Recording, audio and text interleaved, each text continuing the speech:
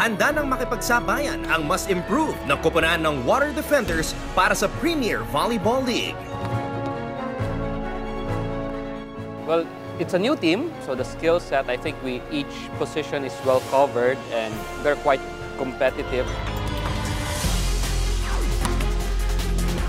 Providing the firepower sa team ni Coach Roger Goriev ay ang 3-time NCAA MVP na si Gretzel Soltones.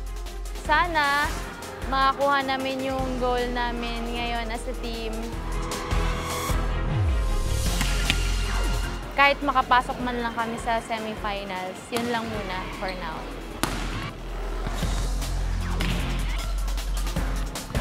Siyempre, nakakatuwa kasi lahat naman kami love ni Coach Roger eh. Parati lang naman niyang sinasabi sa amin na galingan na lang namin and kailangan focus lang parati. Yun lang talaga.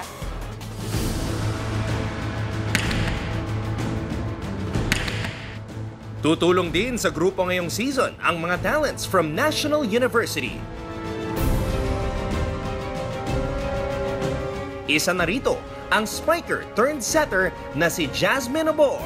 Siyempre po sobrang excited kasi siyempre kahit bata pa lang po ako, nakakasama ko na po yung mga veteran, lalo na po sa mga ibang teams. So, mas makakadagdag po yun sa experience po.